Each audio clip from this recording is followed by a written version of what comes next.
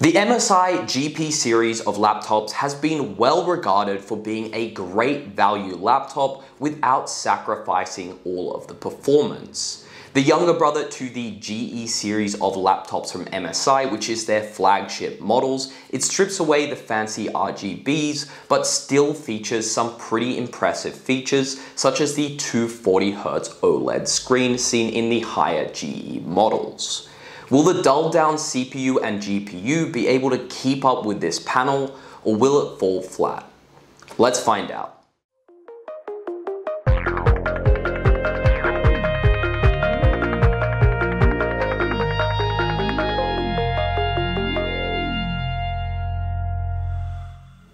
Hi guys, and welcome back to the Epic PC channel, and today we're sitting down with the GP66 Vector from MSI. Now, if you saw our review from a couple of weeks ago, you would have seen us feature the GE67, which was the first laptop in the world to feature a high refresh rate OLED screen. Now, sitting at just under $4,000, that laptop was hard to justify, and it was really cool to see this new OLED technology sitting on the GP66. The GP66 also features a NVIDIA RTX 3060 at 140 watts TDP, an Intel i7-12700H with a total of 14 cores, 16 gigs of DDR4, a 1TB NVMe, and of course the 15.6-inch QHD 240Hz OLED screen. Now, the GPU on the GP66 is a bit dialed back when you compare it to the GE67. It features an RTX 3060 when you compare it to the RTX 3070 Ti. Now, thankfully, NVIDIA has put a bunch of different features in to help optimize this, including their improved DLSS experience. During gameplay across the three laptops we have in studio at the moment, the new DLSS makes a substantial performance difference, up to 20% during real gameplay testing. It also makes barely any noticeable difference during gameplay, but we're going to talk a bit more about this later on.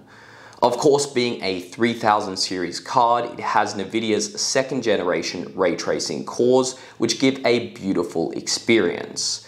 Finally, NVIDIA Reflex is a new piece of tech that NVIDIA are putting into the laptop market that will substantially improve the performance throughput between the CPU and the GPU. The design of this laptop is identical to the GE67.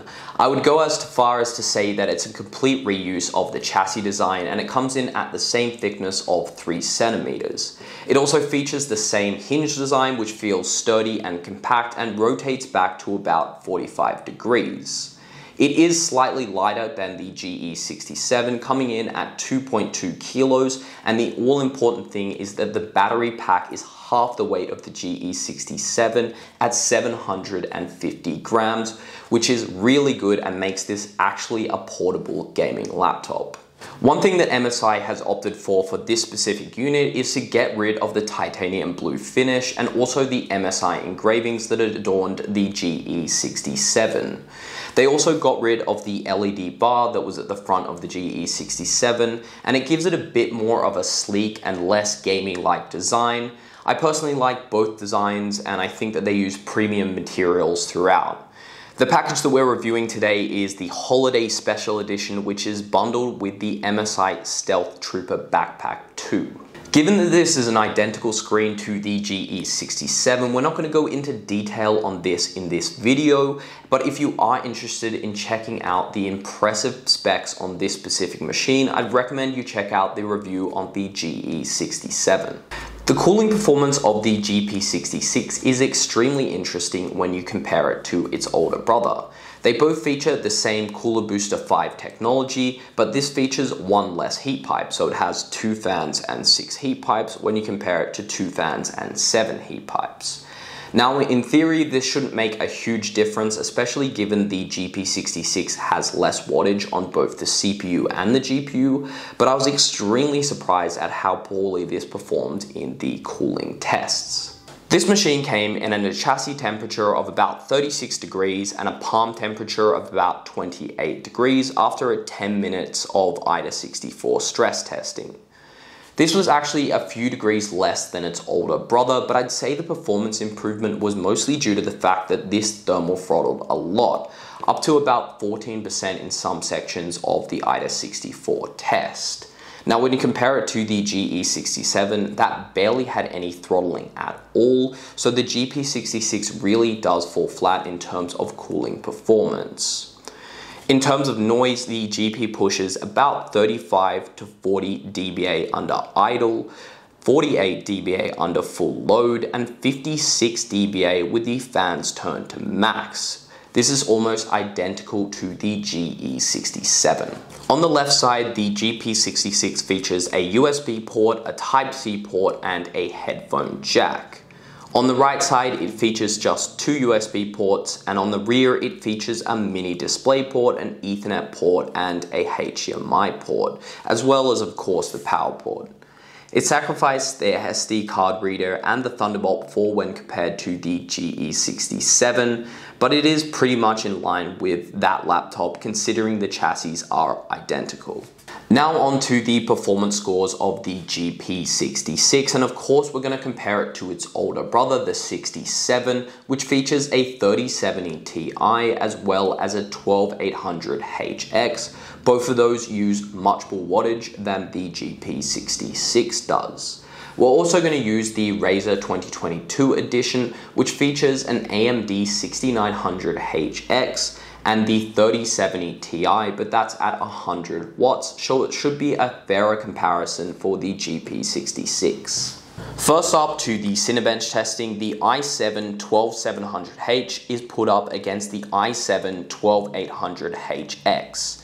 The HX version is of course the fully unlocked version, and the 12800 features an additional 2 performance cores. For the 12700H, it scored 17,007 in the multi-core, while the 12800HX was able to pull off 19,804. The most interesting thing about the 12700H was the massive drop-off in the 10-minute stress test, falling by 1,515 points, which can be explained by those cooling issues we mentioned earlier. The red team was able to score 13,859. If you consider the price point, I think this is a win for the 12700H, which had a 14.69 cents per point compared with the much higher 19.81 cents per point of performance for the GE67. To the combined GPU and CPU tests, in Firestrike, the GP66 was able to run a score of 5,519 in the Ultra, compared with the GE67's 7,357 and the Razer's 6,594. This means that the 66 was smashed by the GE67 by a margin of 27%, and even by the little Razer's lower wattage 3070 Ti, which came in at a 16% difference. In Firestrike Standard, the 66 was able to run at 19,425, while the 67 pulled off 25,418, meaning that it got beaten out by the same margin of 27%, which is interesting because at low resolution, you can normally get smaller margins of performance improvements. You will see this theme play out in gameplay testing. In the DirectX 12 time-spy test, the GP66 scored 9,307, while the 67 scored 11,599, making the difference slightly tighter at 22%. Against the Razer, it was a much tighter competition with only 4% difference, and the Razer getting a score of 9,724. In gameplay, the first test was Rise of the Tomb Raider, and the GP66 was able to max out at an average of 86 FPS with DLSS turned to ultra performance at 2K gameplay, and benchmarked in at 85.76 FPS. When you compare this to the GE67, you start to see the GP struggling with the higher resolution, with the 67 being able to push up to 135 FPS average during 2K gameplay. In Forza 5, the trouble started to hit the GP66 lower 6GB of VRAM, with the machine only being capable of running at high presets compared to the GE67, which could run at the maximum settings. This is a common theme throughout all tests other than Tomb Raider. The GP ran at 75 FPS in 2K at high presets compared with the GE67 running at 67 FPS at 2K but on maximum presets. So not really a great comparison. In Doom Eternal, we had the largest issues with the average performance with DLSS on being only 40 FPS at 2K and a massive leap to 120 FPS average on 1K. This is most likely due to, again, a huge limit on VRAM on the 3060. The GE67 was able to pull off 77 FPS in the same test. Finally, in Metro Exodus, the 66 was able to run at 77 FPS in 2K and 120 FPS in 1K with DLSS on performance mode. This is compared to the GE67, which was able to run at 104 FPS at 2K. The GP67's performance is really in line with the little Razer, and it even exceeded it with the Razer only averaging 66 FPS in the 2K test. Visually, this was the first time I was able to tell the difference between NVIDIA DLSS being on high performance mode compared to the quality mode, and it just shows you that the quality of this screen is absolutely stunning. Putting a 240Hz 2K OLED screen on a laptop like the GP66 is the same as if you bought a Lamborghini and filled it up with normal unleaded petrol. Of course, it's going to look beautiful driving down the road or going to the shops, but when you take it to somewhere that it's meant to go, like the track, and you put your foot on the gas, you're not going to get the performance to match the screen or the performance to match the car. Now, don't get me wrong, I love that MSI is trying to make some of their higher tier technology, such as the screen on this laptop, more accessible to everyone and at a lower price point.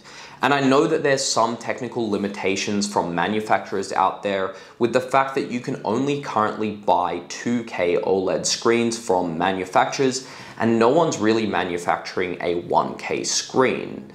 But I really feel like that this should be a 1K OLED display, and this is something that they should look at in the future and will make the price point even more attractive. Now, if you need a laptop that has an absolutely stunning display and could easily be used for work or something like that and is capable of running games, but more preferably at 1K, then the GP66 is honestly a pretty good choice. It's sitting at 2,500 Australian dollars, and when you compare it to something like the GE67, it's a pretty big discount with that laptop sitting at $3,700. But if you want to get the most out of a screen like the 2K OLED display on here, then I'd probably save up your money and get something like the GE67 or wait for the premiums to go down on this technology. Thank you guys so much for checking out the most recent video on the GP66 Vector from MSI. Now, usually with these videos, we do a giveaway, so if you are interested in a giveaway of an MSI backpack as well as an MSI headset, you can find information about that in the description below. It's completely free and easy to enter. And until next time, guys, I'll see you later.